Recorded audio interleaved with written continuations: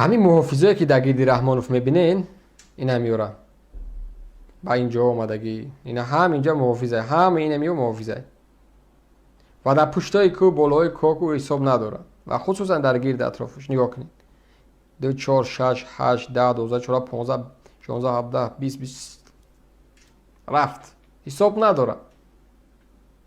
یعنی تصور کنید که و به خاطر چی من میگم محافظه را ببینید چون یک موضوع بسیار مهمتر داریم که زیر این نقطه ما صحبت میکنیم و در همه چیز برای شما اسناد میشه و که دروغ است همون کاری که رحمانوف میکنه، دروغ است که همین خیانتی که با یک کس دیگه گناهکار کردن.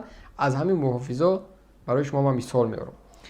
خب با یک اصولی من بستایی نوار است، با یک اصولی که رحمانوف لذت میبره هر سفری که میروه، رقص و بازی. از خصم جدا جستن شد زود کراماته صد شکری خدا گفتن صد شکری خدا گفتن.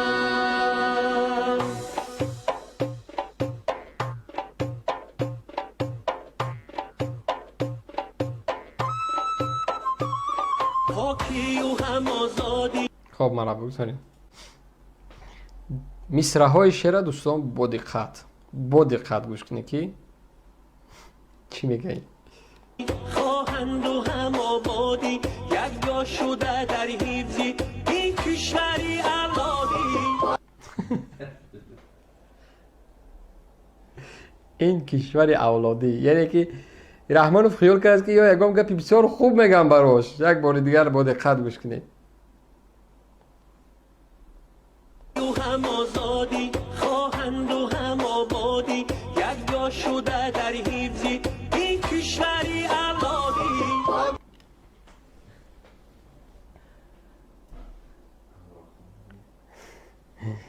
رحمانوف باید از همین سفر رفته می همراه خان ظریفی را باید از همون وظیفش بیرون کنی. شرمنده‌ات کرد. این اثبات کرد که واقعا کشور اولادی است.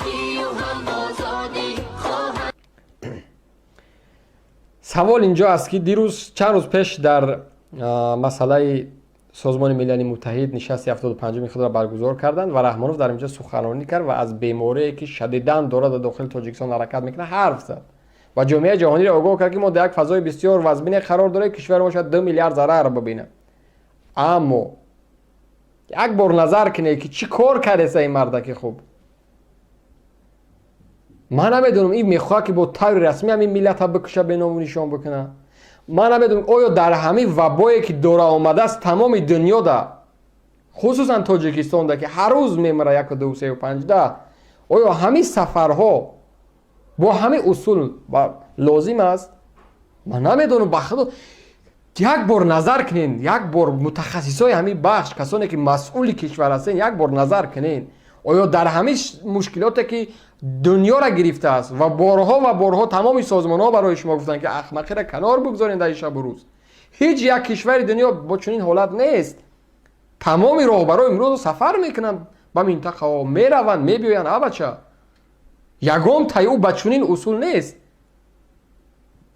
یعنی رحمانوف اصلا چی را میخواد نشان بده؟ مردمی بدنش یا که قاتل بدنش در اینجا؟ از پیش معرکه انتخاباتی داره مردک، باید سر راه ای را بگیره، باید کاری بکنه اصلا با جنایت دست نزنه، با خیانت دست نزنه. خیانت از بالای مردم. تصور کن یک کمی بیمار باشه، یک ما یا در اوجه جشن میگیره رقص و بازی میکنن. آیا منطقی از در میشه بروز؟ او کسی که از رحمانوف دفاع میکنی و تو یک بار فکر کن، یک بار با عقل سالم فکر کن، آیا همین کار منطقی از این مردم؟ فرزندان شما را برده در اینجا مریض میکنن، یک میمره، کسی به دادش میرسه؟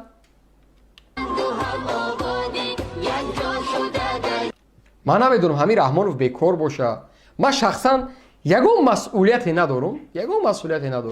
زندگی، دنبال زندگی.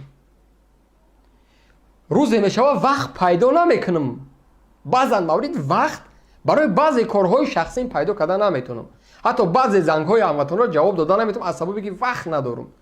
یک راهبری کشور اینقدر مسئولیت راهبری کشور این مردم باور که این اصلا یک دقیقه باید وقت نداشته باشه میره از هواپیما از چرخبال پیاده میشوه 10 مینوت شعر میخواه نگاه کده میسته عجیب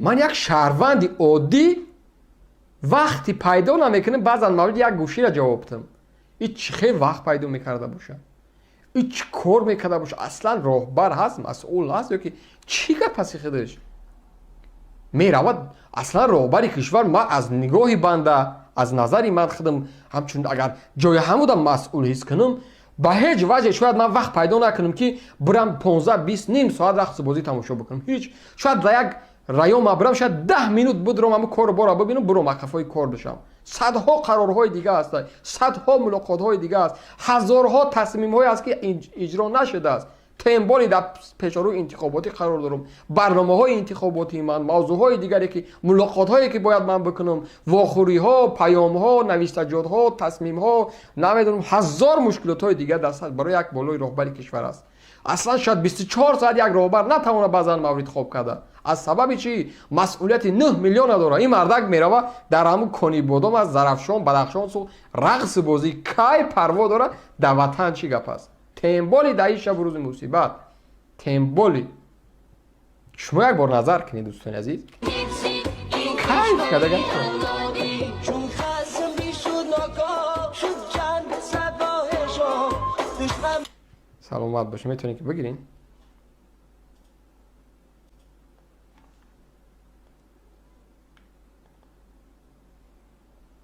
یا که اینه اصولش ببینید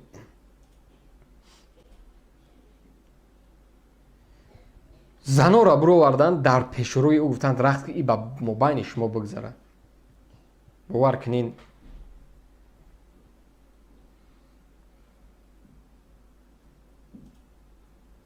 بیا همین را در امید صایبای همون زنها بگذاریم خودشان یک بار فکر کنن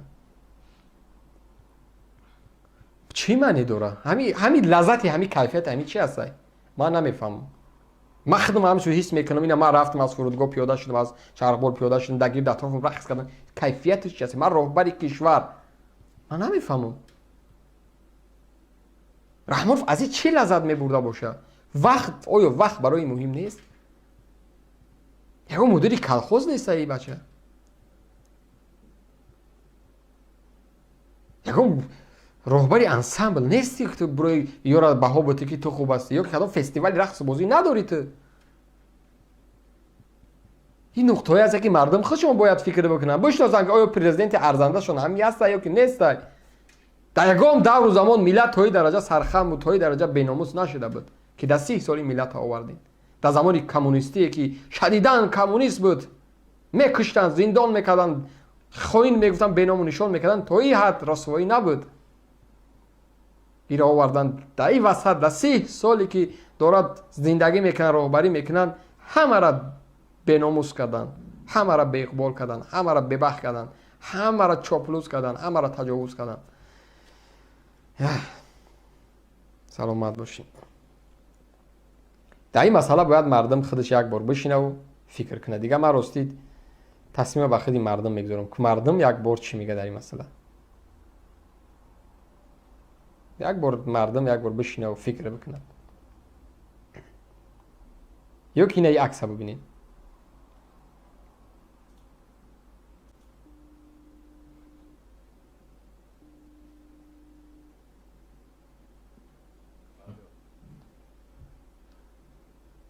خب بیا من کلانتر عکس بگذارم بگیرین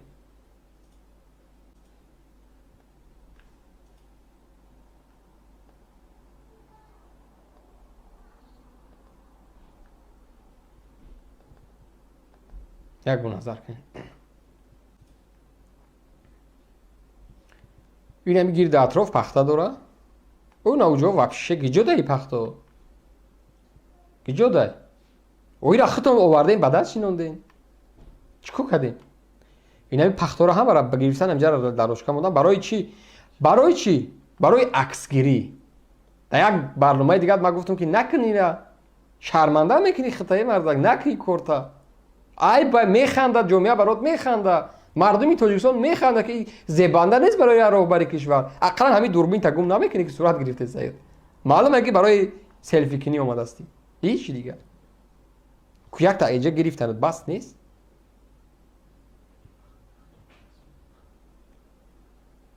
اینا بینا اینا میخواش پخته داره. اینا چیزی که میبی عکس میگیره. آخه با خموده این پخته کجا شده است؟ چین دنوز. دهقان پختش این رفته چیکار کرده است اینجا؟ ای از دوستانی از این ساختکاری های سفری رحمانوف.